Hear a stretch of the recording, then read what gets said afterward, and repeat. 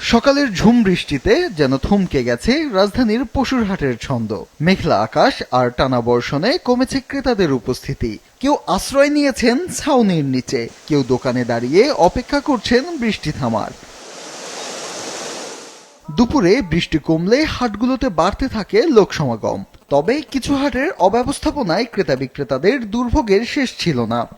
হাটের যে ব্যবস্থা বলছিল কোনো ব্যবস্থা নাই। বর্তমানে দেখেন পানিতে গরুগুলো অবস্থা খুবই খারাপ, খাওয়া দাওয়ার কষ্ট, নিজেদের খাওয়ার কষ্ট। প্রতিদিন বৃষ্টি, আমরা পানির মধ্যে এত গরু, লাখ লাখ গরু নিয়ে আসছি, তাহলে আমাদের কি কষ্ট দেখেন। এই কষ্ট দেখার মধ্যে ঘাট কমিটি কেউ নাই। পানির যে অবস্থা, গরু সব ডুবা ডুবা ভাব। কাস্টমার তো দূরের কথা, কাস্টমার এর ভিতর ঢুকবে কিভাবে, অবস্থা তো দেখতেছেনই আপনি। রাজধানীর দিয়াবাড়ি, কালশী এবং বনরূপা হাটে এবারও ছোট ও মাঝারি আকারের গরুর চাহিদা বেশি। বিক্রেতারা বলছেন, খামারিদের আনা গরুর সংখ্যা বেশি হওয়ায় ক্রেতাদেরও মিলছে নানা দামের পশু।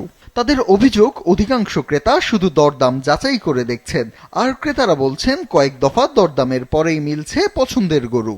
20টা নিয়ে আসছে, একটাও বেচা হয়নি। দাম অনেক বেশি চাচ্ছে। এখন তারা চাচ্ছে, আমরা বলছি যেটা আমরা এস্টিমেট করে যে 30,000 টাকা হয়তো মন পড়বে, সেটা 50,000 টাকা মন চাচ্ছে। সবারই কষ্টের জিনিস, যাতে তারা একটা ন্যায্য দাম পায়, আমরাও যাতে কিনতে পারি। অবশ্যই করছি তো, নাহলে তার 2 লাখ টাকা দাম বলতাম না। হাট কর্তৃপক্ষ বলছেন, বৃষ্টির কারণে ক্রেতাদের উপস্থিতি কম, তবে আগামীকাল থেকে পরিস্থিতি বদলে যাবে বলে আশা তাদের। ঈদের বেচাকেনাগুলো আসলে আমাদের দেশে খুব অল্প সময়ের জন্য হয়। সম্ভবত দেখা যায় ঈদের আগে 2 দিনের মধ্যেই বেচাকেনাটা হয়। মূল বেচাকেনাটা এখনো ওইভাবে শুরু হয় নাই, হচ্ছে কিছু কিছু হচ্ছে। আশা করা যায় যে হাটে যেগুলো গরু আসছে সব গরু বিক্রি হবে, ব্যাপারীরা উপকৃত হবে। হাটগুলোর নিরাপত্তা নিশ্চিতে কাজ করছে পুলিশ, র্যাব ও হাট কমিটির স্বেচ্ছাসেবক দল। জাল টাকা শনাক্তে বসেছে বিভিন্ন ব্যাংকের বুথ। জাল নোটগুলো আমরা চেক করে দিচ্ছি, তাদের ইনশিওর করতেছি যে তাদের বান্ডিলে কোনো ফেক নোট নেই, ঠিক আছে, কোনো সেরাপাটা নোট নেই। টাকাগুলো আমরা কাউন্ট করে দিচ্ছি, টাকাগুলো স্টিচ করতেছি, স্টিচ করে আমরা সেলারের কাছে হ্যান্ডওভার করছি। রাজধানীর দিয়াবাড়ি পশুর হাট দেখতে যান ডিএনসিসি প্রশাসক মোহাম্মদ শফিকুল ইসলাম খান।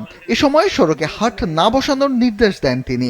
অমান্য করলে মোবাইল কোর্টের মাধ্যমে জরিমানারও হুঁশিয়ারি দেন। আপনারা গিয়ে যদি না সরেন আধা ঘন্টার মধ্যে জরিমানা করে দেন, তারপর আবার টাইম দিবেন, টাইমও দিবেন, জরিমানাও করবেন, আবার যদি না সরে আবার জরিমানা করবেন। Just do it, continue. রাজধানীর 2 সিটি কর্পোরেশনে এবার মোট 27টি পশুর হাট বসেছে। এর মধ্যে ঢাকা দক্ষিণ সিটি কর্পোরেশন এলাকায় 11টি এবং ঢাকা উত্তর সিটি কর্পোরেশন এলাকায় 16টি হাট পরিচালিত হচ্ছে। ফাহিন হামেম, মাছরাঙা সংবাদ, ঢাকা।